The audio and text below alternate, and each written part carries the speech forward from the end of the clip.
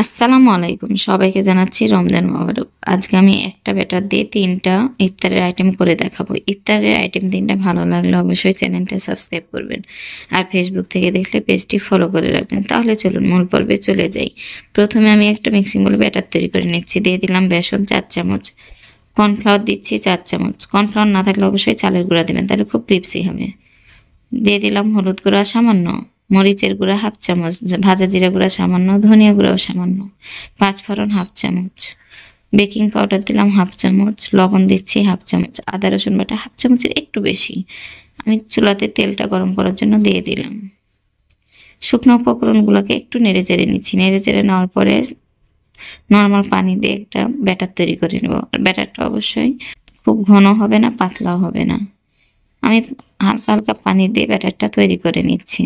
আর এখানে 5 ফোড়নটা তার অবশ্যই চেষ্টা করবেন। ব্যাটারটা তৈরি হয়ে গেছে, আর ঘনত্বটা দেখে বুঝতেই পাচ্ছেন। এটা হচ্ছে বেগুন। বেগুনগুলো এই শেপে আমি কেটে নিয়েছি। আপনারা চাইলে গোল গোল করেও কেটে নিতে পারেন। তেলটা যখন ভালোভাবে গরম হয়েছে তখন আমি বেগুনগুলো দিয়ে দিচ্ছি।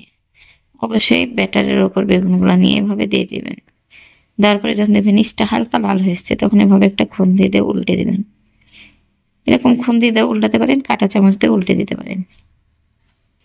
আমি এখন একটা ছাঁকনি দিয়ে এভাবে নেড়ে চেড়ে ভেজে নেব, মানে ডিপ কালার করে নেব। তাহলে কি হয়, ক্রিপসি হয়, খেতেও ভালো লাগে, দেখতেও ভালো লাগে। আমার ব্রাউন কালার হয়ে এসছে, আমি একটা টিস্যুর উপর উঠে নিলাম। এটা হচ্ছে ফাইনাল লুক। আপনাদেরকে আলুর চপ করে দেখাচ্ছি।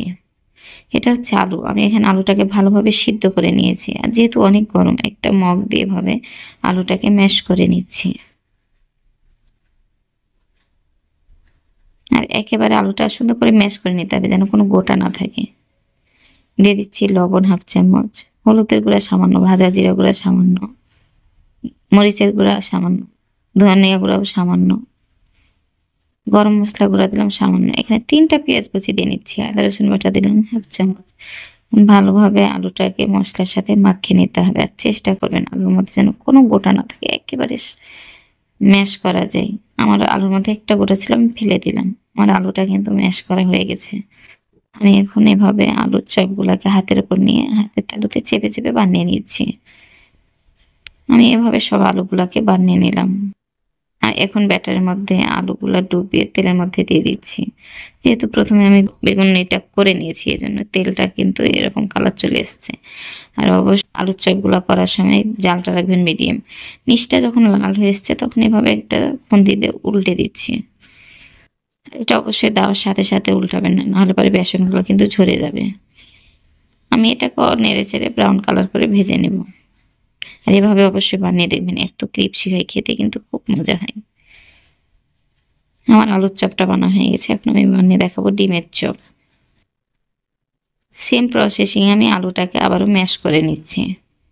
আমি এখানে আলুটা ম্যাশ না করা দেখালেও পারতাম, তারপর আপনাদের সুবিধার্থে আমি দেখাচ্ছি। সেম প্রসেসিংয়ে আমি আলুটাকে ম্যাশ করে নিলাম। দিয়ে দিলাম লবণ, হলুদ, ভাজা জিরা গুঁড়া, মরিচের গুঁড়া, ধনিয়া গুঁড়া, গরম মশলা গুঁড়া। এখানে 3টা পেঁয়াজ কুচি, আদা রসুন বাটা দিলাম 1/2 চামচের একটু বেশি। এটা ভালোভাবে হাত দিয়ে মাখিয়ে নিতে হবে। আর অবশ্যই প্রথমে তো বলেই দিলাম কোনো গোটা থাকা যাবে না, গোটা থাকলে অবশ্যই ফেলে দেবেন।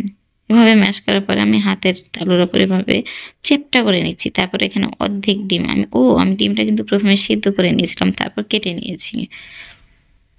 চেপটা করার পরে আমি ডিমটাকে আলু দিয়ে ঢেকে দিলাম, এক কোট করে নিলাম।